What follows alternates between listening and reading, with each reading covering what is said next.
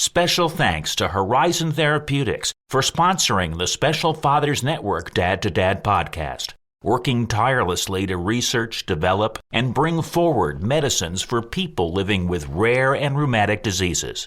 Discover more about Horizon Therapeutics' mission at horizontherapeutics.com. 10 seconds of getting down on your child's level, being present, being connected, can just be enough to shift that brain into a connected mindset that lights up the neurons across all front, back, top, bottom, left, right.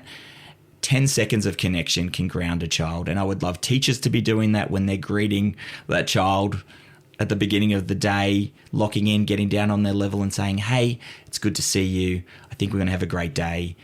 If things get a bit tricky, I'm wearing an orange shirt today. You'll be able to find me. Just reach out and I'll help.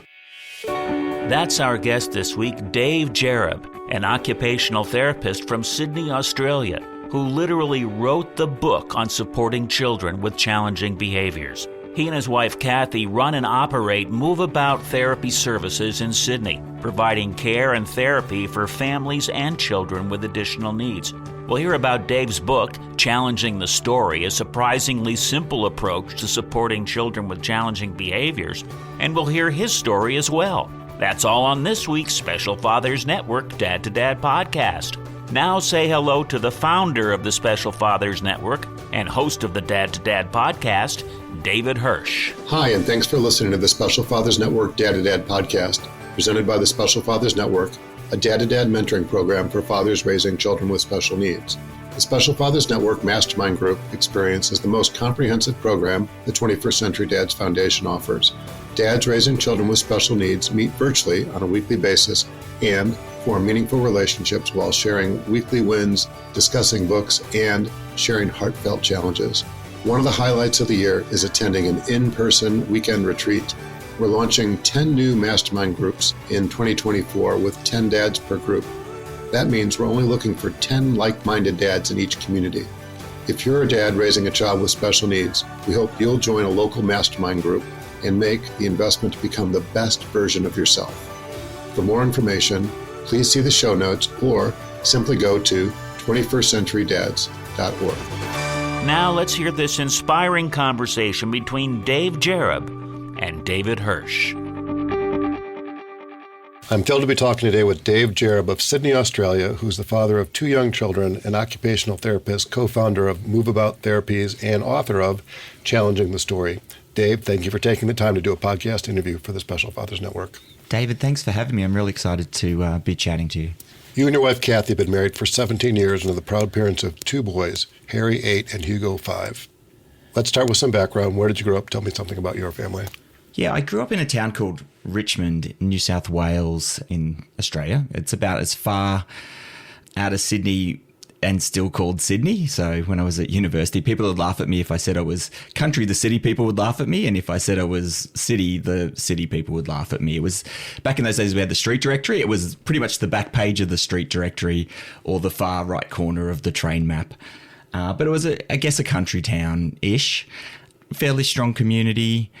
I grew up in the house my dad built. He was a builder and a carpenter. And then we moved next door to the other house he built and we rented out our house. And then we moved back and we did that a couple of times. You know, it was walking distance to my schools and it was just a great community that I grew up in, still very closely attached to that community. My recollection was that you were the youngest, and by a number of years, you have 2 older siblings. Yes, I was, yeah. And so I sort of grew up with 3 mothers in some ways, we jokingly said, but that was quite true. My sisters were 11 and 13 years older than me, and so they helped out a lot. You know, they were pretty much in high school by the time I was born, and that's cool. And it wasn't until I was closer to sort of 16 to 18 that I really developed a relationship with those guys. Yeah, and I grew up with a lot of people around the house. Like I said, my dad was a builder and built a big house that we lived in at number 5. And it was 2-story, but had an attic space that he turned into a room for me at one stage, which was really cool. And we had lodges that lived there. So there were always different people from the university. It's now the University of Western Sydney, but it was Hawkesbury Ag College when I grew up. And so we had a lot of people that either rented out the whole house when we lived at number 3 or they rented upstairs when we were at number 5. It gave me exposure to a wide range of people, some positive, some not so positive. There's, as my mum would say, if the walls could tell a story, it could be an interesting conversation. You mentioned your dad was a carpenter builder. My recollection was that he was an immigrant. And what's his backstory? Yeah, it's an interesting backstory. It is one of those came to the country with nothing but the shirt on his back kind of stories. Actually, literally, that is the case. And his story runs like this. He was in communist Yugoslavia at that stage, and he was due to go into the army because they had conscription. The way I hear it, not from him, but from my cousins and uncles and aunties, was that they really persecuted Catholics in the army in those days. So you had to go, but the communist people in leadership would really give you a hard time, and the country was in pretty bad shape overall. So this would have been in the 60s. He escaped over the border to Austria, where he was captured crossing the border, and I don't know if it's not really a bad swear word in Australia, so I think I can get away with it here. But the way he tells the story is, he said, I spent my 21st birthday in an Austrian jail cell, and it was the best bloody birthday ever because I was getting out of that country. So he spent a couple of nights in jail, and then they took him to a room. And again, is this truth or urban legend? I don't know, but this is how he tells the story. This is the chance that I'm born with. They took him to a room that had a whole bunch of tables, and in the front was a piece of paper with the name of all the different countries. And he tells the story that he came to Australia because it was the shortest line. He did have a friend, a neighbour that was in Australia working on the Snowy Mountains projects at that time. His neighbour got him a job, and he was a trained carpenter and builder. He got the job but had to work as a tradesman until he earned enough money to get his own tools, and then he could work as a carpenter. Yeah, he was a tough old bugger, but he was a loving man. He was sort of a man where love is a verb. He would never say it that way, but it was, don't say it. Show how much you care for people. And amazingly, I didn't know half the things he did until at his funeral. I had people I hardly even knew coming up and hugging me and talking about how he renovated their shower for a single mum.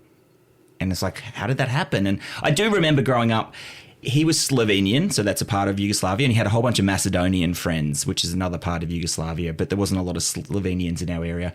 And he'd get together with his mates, and I think they spoke Croatian because it was like a middle language between them, but they'd build each other's houses. So every weekend he'd be at someone else's property, and they'd just get together and build a house together. And I don't know if they paid each other or just swapped, or I don't know. You can get a lot done for the price of a case of beer in Australia sometimes with tradesmen as friends. But yeah, there was a community spirit, and that sort of, you just get in and you get it done and you help people out.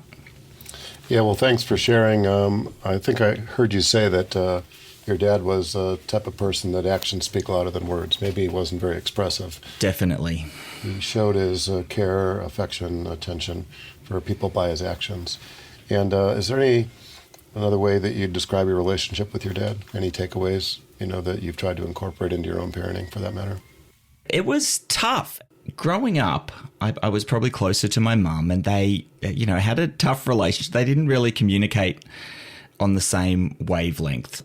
Mum was sort of eccentric, wonderful, up at the church and out with with the ladies, and always helping and giving to people. Never very expensively, and Dad was always take care of your family first, and there was a little bit of conflict in there, and so I was always quite protective of Mum, and so I was close to Dad as a kid, and then it was quite strained as a teenager. It wasn't until they split up briefly and I spent time with each of them separately that I really got a bit closer to him when I was about 16. And then we started to really connect, and, regretfully, he passed away when I was 21, and he passed away helping a friend. It was a tragic story, actually. The council told his friend to chop down some branches because they were too close to power lines. And so he went along and helped him, and they had like a saw and a metal pole. And when I heard the story, I thought, oh my goodness, this is ridiculous. I thought the pole had fallen on the wires, but actually out in the country in North Richmond, the telephone wires weren't insulated. The electricity wires weren't insulated. So the power jumped over a metre, over a yard in your measurements. So he was electrocuted when he was, I think, 61. Oh, my. He fell off the ladder and that saved his life briefly, and we saw him in hospital. And so my final words with my dad, before they sedated him to stop him from wriggling around a lot, I said, "Oh, you poor old bugger." And he said, "Silly old bugger." And that was the last words we had together. But so we were close at the end, and you know, it's amazing. I keep learning from him as we go along in terms of just I absolutely got the value of hard work, the value of actions over words. You know, I'm close with his family over in Slovenia as well. And so I see a lot of him in my uncles. Compared to my mum's family, which were incredibly crazy, eccentric, and a bit chaotic when we get together for family functions. We just had them to our house yesterday, or the day before yesterday. It was wonderful and wild. And he was it always seemed a bit overwhelmed in our mum's family functions, yet he did have a spirit to him of a cheeky spirit, and particularly when he went back home to visit his family. But I always remember him trying to tell a joke and breathlessly laughing as he got to the punchline, to the point where you almost couldn't understand the punchline. He was enjoying it so much. And reflecting back, I do have lots of fun, joyful moments. And I also got to see him as a grandpa with my sister's kids. And it is funny to see how people evolve, and the wrestling and the rumbling and the playfulness and it's cool. Yeah, well, thanks for sharing. Sorry that he passed away under the circumstances and at such a young age. Any other men who played an influential role in your lives, relatives or otherwise? Yeah. You know, I mentioned that to make a little bit of extra money, Dad would rent out the rooms upstairs or the house next door. And so we often had these lodgers that would come. And so we didn't feed them. They were self-sufficient. They just rented a room and they shared a kitchen together.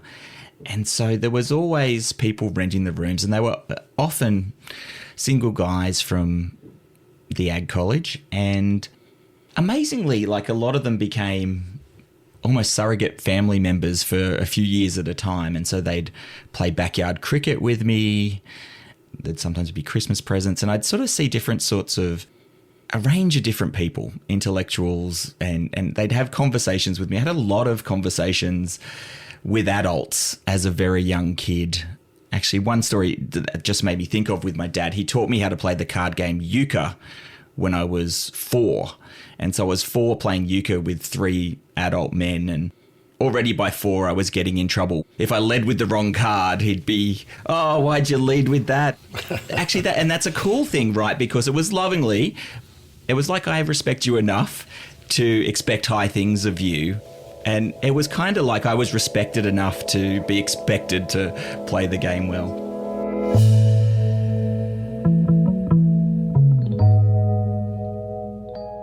So my recollection was that you went to the University of Sydney, you have a bachelor's degree as well as a master's in occupational therapy. And I also noticed that you worked for maybe a handful of years in, of all places, Skokie, Illinois.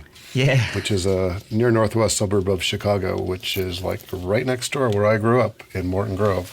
So what was it that brought you to the U.S. and back to Australia for that matter? I'm an occupational therapist. Actually, my wife is also an occupational therapist. And before me, my sister was an occupational therapist. And so she was 11 years older than me. I went over to visit when I was 16 and saw the work she did. Because I worked in the disability field in support work since I was 14, volunteering, and then 15 as a worker. And I went over there and saw her work as an OT, and I was in the schools, and I really loved it. And so I studied OT, and that led me to a placement in Wisconsin where she was working at one stage. And that's where I met Kathy, the love of my life. She was also working there. And so we did some international relationship country tag for a while, for about a year and a half, before I did a camp there. Actually, I did a camp in Hudson, Wisconsin, called Camp Avanti, which is an amazing camp run by OTs for kids with additional needs, and really empowering. And I met Beth Austin there. And so she was an OT that owned Beth Austin Associates in Skokie, Illinois, and she was just the most magnificent therapist you ever met. And as we left, I said, "Oh, Beth, I might see you next year. I think I'm going to come back and work in America." And she said, "Well, you might come work for me." And I said, "Oh, I might take you up for that." And off we went in our different ways. And then I sort of went, was she serious? And so I ended up calling her and saying, "Were you serious?"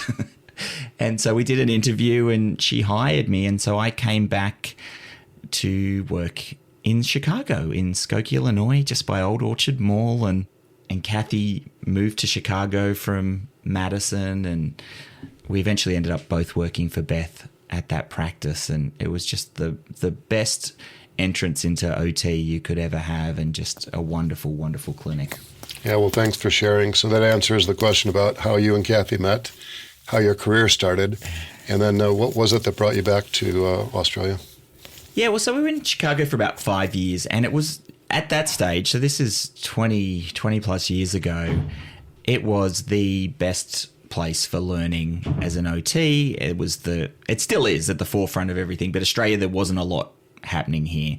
My sister actually was instrumental in bringing a lot of the first courses out to Australia in OT, and now everything's online as well as in person. What brought us back to Australia, I think it's probably summed up by the phrase, "too cold to snow." This was something that I never would have conceived when I was in Australia. But for anyone who hasn't lived in a country that has a lot of cold weather, it can actually get so cold that the snow doesn't fall. And it is torturous if you're, a Sydney-sider where we have warm weather. We could basically go in the water almost all year round. Yeah, and the snow falls, and it's beautiful, and it's white, and then it's too cold to snow, and it burns your skin, and the snow gets grayer. And there was one really windy Chicago winter that was, I think, particularly tough. And so we decided to give Australia a go and head back to a climate to defrost a little bit. And that's where we've been since. You know that people go in the Lake Michigan, at different points in the year. You could do the polar plunge in January. You can do the polar plunge in January, David. I won't be doing that. I've never done the polar plunge. I'll come and cheer you on. Okay, well, let's talk about MoveAbout Therapy, is the business that you and Kathy co-founded. You have 3 locations there in Greater Sydney.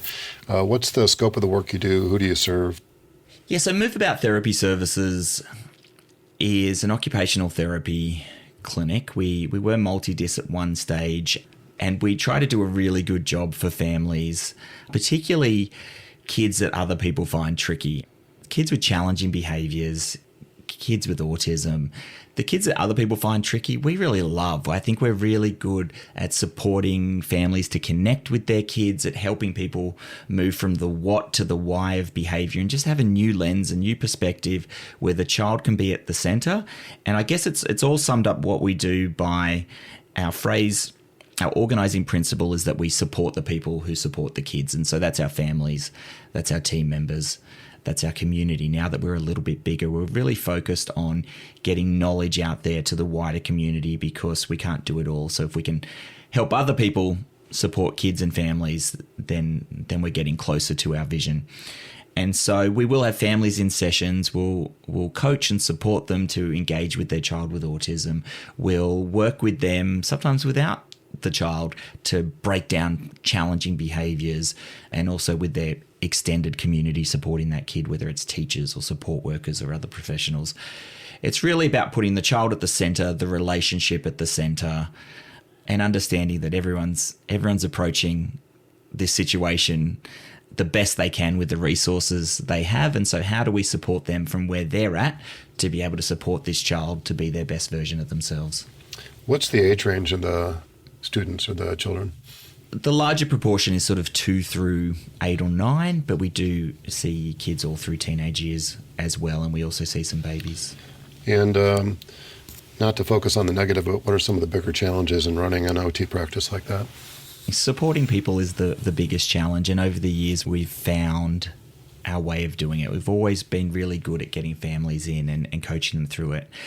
team members is the biggest challenge in terms of being able to make sure you can help them grow at the just right level with enough support so that they can do a great job, so that the families are receiving a great service no matter who they see. Finding OTs is one of the hardest things for a lot of OT practices. We found actually since a couple of years ago that we shifted our focus from trying to be quite, let's be the best so everyone wants to work to us, to let's just help everyone be great so that other people aren't burning people out. We've now hired 11 people without even a job ad, when really we're about 25% short on OTs in Australia. There's 28,000 OTs and 9,000 job vacancies at the moment, and yet people are coming to us wanting to work with us because we've really focused on building up support systems where therapists can grow at the just right level, where they can have ways to expand and develop their interests. We talk about pathways in our clinics. There usually is just one pathway, and it's a management pathway for people in this business. You're a newbie, an intermediate, a team leader, a clinic manager, an owner. If someone's ahead of you, you need to either wait your turn or go somewhere else. And we started talking about pathways to give people opportunities to grow and develop leadership skills. So as long as they're thinking support the people who support the kids and moving towards a world where all kids, regardless of their differences, can have meaningful lives, there's a lot of room for therapists to develop their own programs, to develop their own specialties, to find ways of doing things. And this year in particular, heading into 2024 at our team retreat in March, we'll be looking at Amplify Your Impact is the theme of our team retreat. And we've got some really cool things on the cards. Our team in Sydney is working on Community Connect, which is a program where they're going to offer free services on a Saturday morning for families that don't have funding or can't afford it. There's a big refugee community just near there. We've had team members who've just got together and decided, well, there's kids on a waiting list. We need to produce resources to support them while they're on the waiting list, so they're not just waiting idly. So they've created 4 different profiles where they'll send out emails with activities the families can do while they're waiting. A whole range of different group programs and things that our team are working on that I didn't even know were happening. I certainly didn't even start it, but it's by allowing them some room to be able to develop these in line with our vision and our values. That's been the hardest thing, and it's still the thing I'm working on, because it really is the secret sauce that makes it all work together. When people feel supported, they're better able to support others. When people feel like they're growing and learning, then they're also nurturing the younger new grads coming in, and they're able to support those families as well. So that is what we do best, and it's also the hardest thing that we're always challenging. Everything's relationship. I think in business, the biggest myth in business is the phrase, it's just business. I think even in the businessiest of businesses, it's all about relationships, whether you're in a factory, packing boxes, on a farm. When it comes down to business, it's all relationship. And when you do relationship-based therapy, it's especially about relationships. So talk a little bit about your YouTube channel and some of the resources there. Yeah, so I mean, that stems back to lockdowns and, the start of COVID. Within MoveAbout, we really pride ourselves on having good communication with our team. And so when that all happened and we were trying to figure out what was going on and we were heading to lockdowns, we pulled the team together and said, okay, we've looked at the numbers. We really need to be hitting about 2/3 where we are for us to be sustainable and not have to lay anyone off or force leave or do anything like that. And we have no idea how this is happening.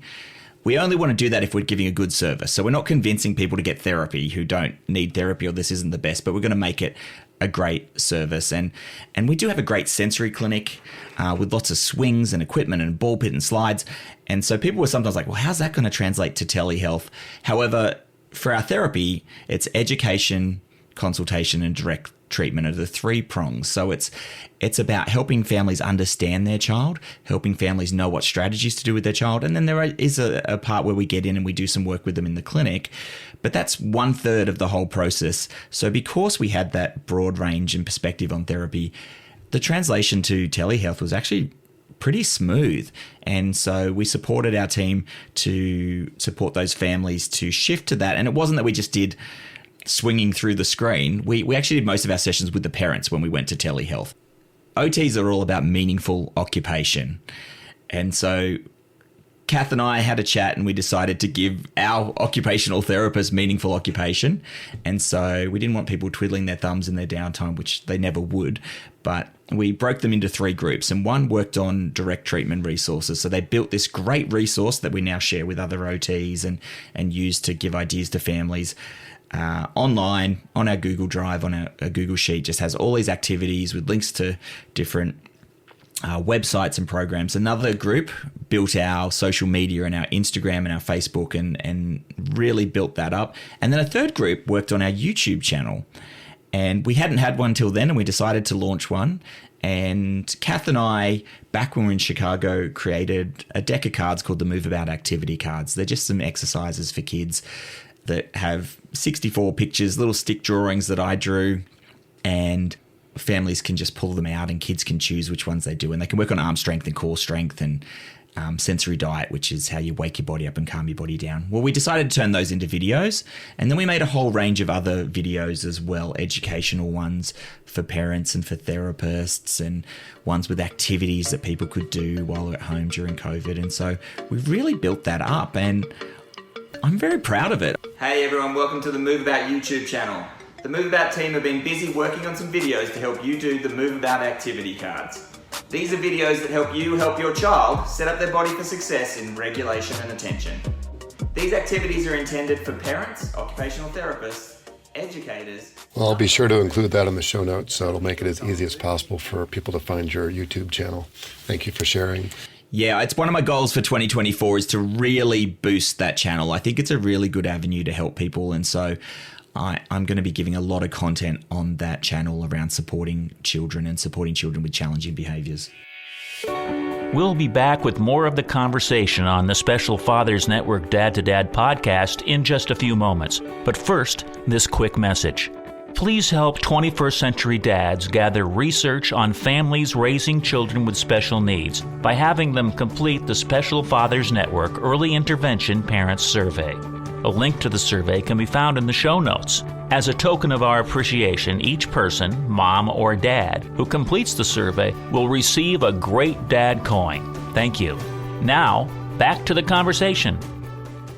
Well, let's switch gears and talk about Challenging the Story, this new book that just came out, the subtitle of which is A Surprisingly Simple Approach to Supporting Children with Challenging Behaviors. It's a story about Jenny, a teacher, an elementary school teacher with 3 students, Emma, who's nonverbal with autism, Henry, who's a tall leader on the playground, but a sort of a class clown, and then Jesse, a third character in the story, who's wearing headphones and has sort of aggressive behavior. And I'm wondering, where did the idea, this is a really creative idea, for conveying these simple, easy to put your hands around concepts. Where did the idea for the story come from?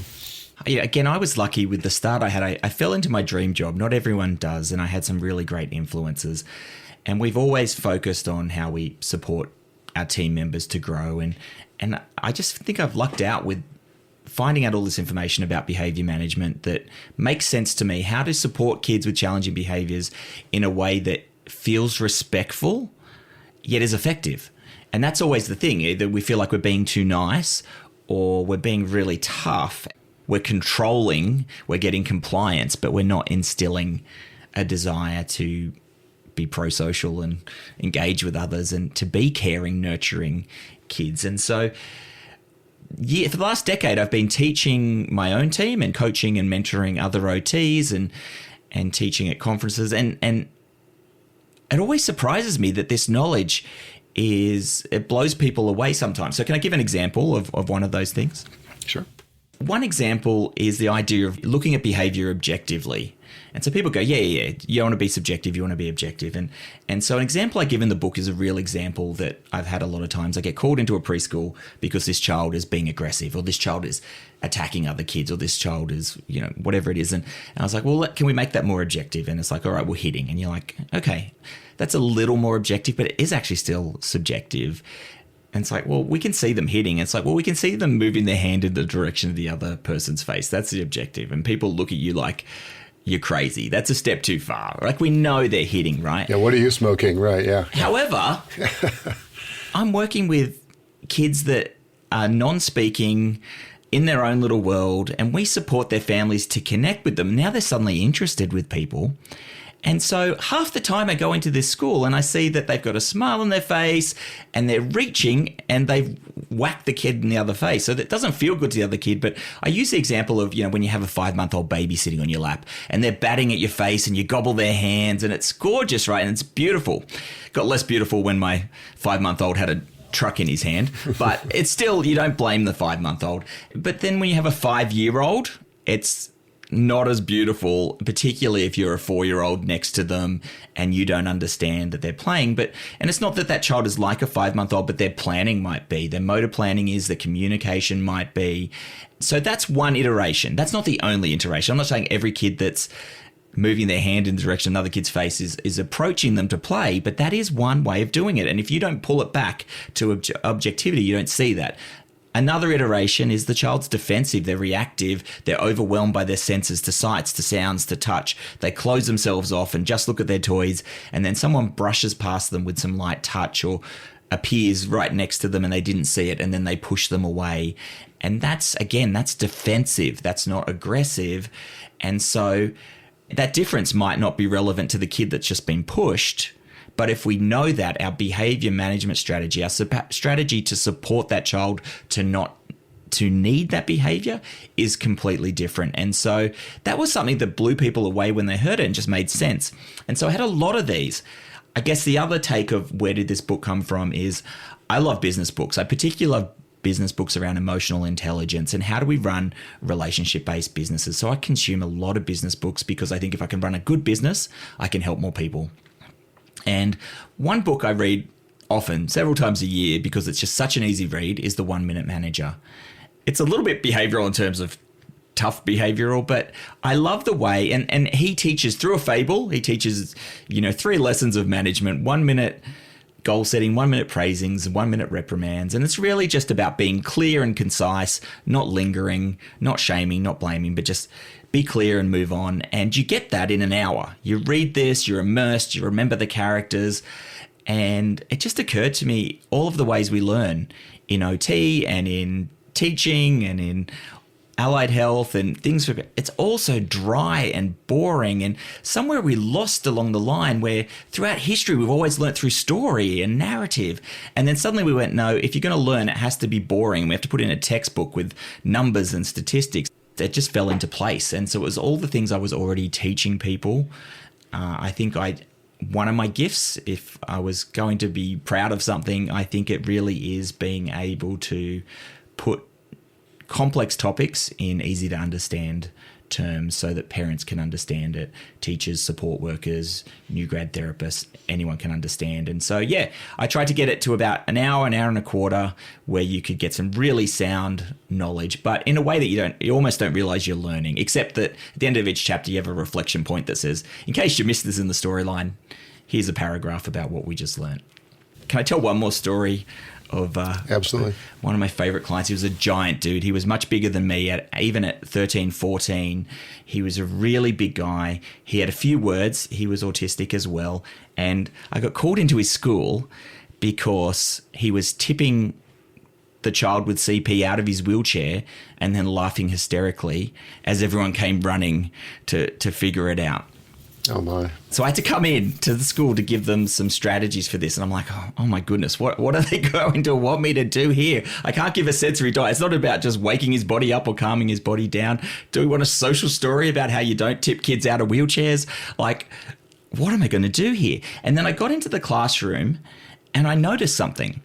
He had autism, had trouble reading people's social cues. That's part of that profile.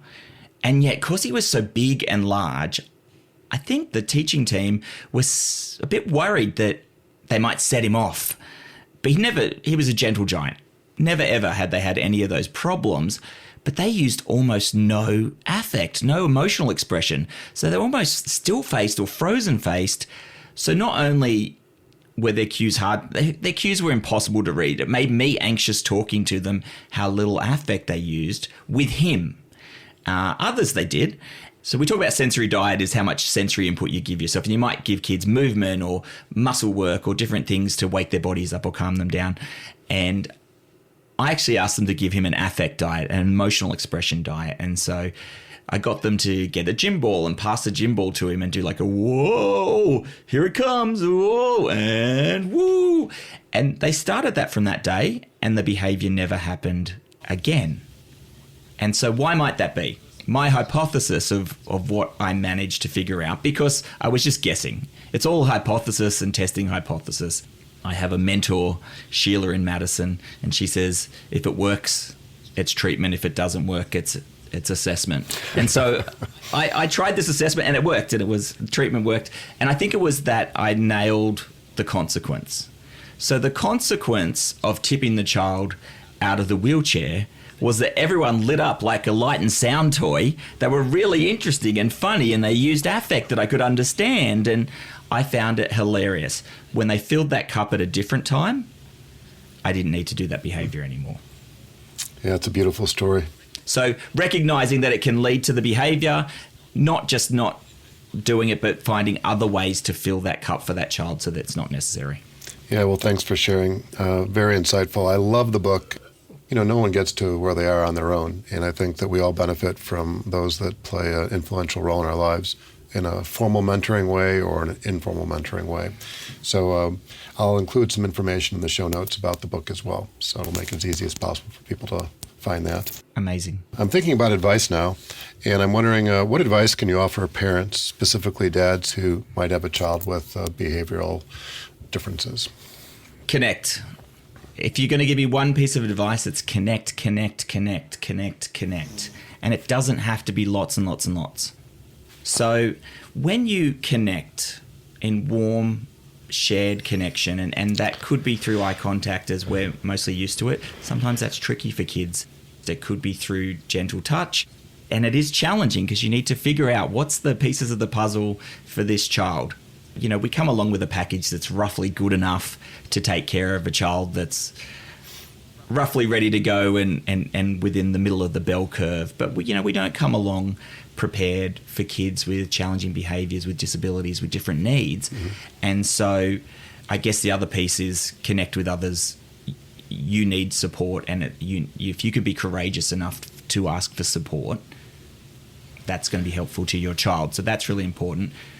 What connection does is it creates oxytocin, and oxytocin floods the brain with this beautiful love drug chemical. So we often know oxytocin as the love drug, the chemical of love, with mums bonding with the infant and during breastfeeding, those sort of things. But it is just love and joyful moments and shared joyful jubilance, also in compassion and care. And oxytocin actually calms the part of our brain that deals with fear, the amygdala. So the amygdala fires and you're a bit stressed out, oxytocin calms that and connects it. Or it helps get all parts of our brain connecting, and that really can help with behavior. It also allows us to lock into each other's rhythm so that we can co-regulate. So babies need to co-regulate. They can't do it on their own. We actually need it all through our life, to be honest. But if we can connect, then we can influence their biological rhythms. We can influence the way they're feeling and how they wake up and calm down. And so just the last thing is that it doesn't have to be long. I remember saying to a mum, she said, I can never fill his cup. Like we'd play for hours and hours and hours, and I need to be doing the kitchen. I need to prepare dinner. I need to do all these things. And I'm trying, but it can be hours and it's never enough for him. And I was like, oh, well, what are you thinking about while you guys are playing? And she's like, I'm thinking about all the things I'm not getting done. I'm like, all right, how about rather than 2 hours or 3 hours, how about you do 10 minutes? And set a timer, let him know we're going to do 10 minutes of play, then mum's got to put dinner on. And leave your phone in the kitchen. That's the hardest thing for me, even as a dad, is to put the phone away. But just focus in for 10 minutes. Now I say to people, 10 seconds, right? 10 seconds of getting down on your child's level, being present, being connected, can just be enough to shift that brain into a connected mindset that lights up the neurons across all front, back, top, bottom, left, right. 10 seconds of connection can ground a child. And I would love teachers to be doing that when they're greeting that child at the beginning of the day, locking in, getting down on their level and saying, hey, it's good to see you. I think we're going to have a great day. If things get a bit tricky, I'm wearing an orange shirt today. You'll be able to find me. just reach out and I'll help. Those little bit where you can just anchor, connect, rehearse a strategy to make it better when things get tough. Parents could do that in the car before they go into a shopping centre. They can do it in the morning before they're going out for the day. Just get that connection right is really the first key. There are lots of different behaviours that you can have different strategies beyond that, but it always starts with connection. Yeah, well, thank you for the emphasis on connection. And if I understood what you were saying, it's parents connecting with their child, educators connecting with their child, parents connecting with other parents, as far as resources are concerned, and just having the courage, like you said, to reach out, right, and ask for help, which is something that most men have a difficult time doing. We joke about not pulling over and asking for directions when we're lost. So brilliant. Let's give a special shout out to Judith Weiss at Ambition PR for helping connect us. Yes, absolutely. If somebody wants to learn more about MoveAbout Therapies, your book, Challenging the Story, or to contact you, what's the best way to do that? So MoveAbout Therapy Services is moveabout.com.au. We're in Australia. We are on YouTube. We're MoveAbout Therapy Services on YouTube. And we are moveabout.ot on Instagram. I'm also Dave Jereb _OT on Instagram. We have some really great content on there. Business-wise, we're also on LinkedIn. And the book is on Amazon. If you're buying bulk copies, reach out to MoveAbout, and we can do that a lot cheaper. But there's lots of different ways. We'd love to interact with people. I found Instagram last year as an old guy in my mid-40s and had a bit of fun with it. And so I like to educate and a bit of entertaining as people laugh at me. But lots of ways. The YouTube channel is going to be big in 2024 as well. So would love to speak to anyone, and always happy to have people reach out and lend a hand to help them find the right person, or to provide advice if we're the right person too. We'll be sure to include that information in the show notes, so it'll make it as easy as possible for people to follow up with you. Dave, thank you for your time and many insights. As a reminder, Dave is just one of the dads who's part of the Special Fathers Network, a mentoring program for fathers raising a child with special needs. If you'd like to be a mentor father or are seeking advice from a mentor father with a similar situation to your own, please go to 21stcenturydads.org. Thank you for listening to the latest episode of the Special Fathers Network Dad to Dad podcast. I hope you enjoyed the conversation as much as I did. As you probably know, the 21st Century Dads Foundation is a 501c3 not-for-profit organization, which means we need your help to keep our content free to all concerned. Would you please consider making a tax-deductible contribution? I would really appreciate your support. Dave, thanks again. Thanks, David. And thank you for listening to the Special Fathers Network Dad to Dad podcast. The Special Fathers Network is a dad-to-dad mentoring program for fathers raising children with special needs. Through our personalized matching process, new fathers with special needs children match up with mentor fathers in a similar situation. It's a great way for dads to support other dads. To find out more, go to 21stcenturydads.org. And if you're a dad looking for help or would like to offer help, we would be honored to have you join our closed Facebook group. Please go to facebook.com/groups and search Dad to Dad. Lastly, we're always looking to share interesting stories. If you'd like to share your story or know of a compelling story, please send an email to david@21stcenturydads.org. The Special Fathers Network Dad to Dad podcast was produced by me, Tom Couch. Thanks again to Horizon Therapeutics, who believe that science and compassion must work together to transform lives. That's why they work tirelessly to research, develop, and bring forward medicines for people living with rare and rheumatic diseases. Discover more about Horizon Therapeutics at horizontherapeutics.com.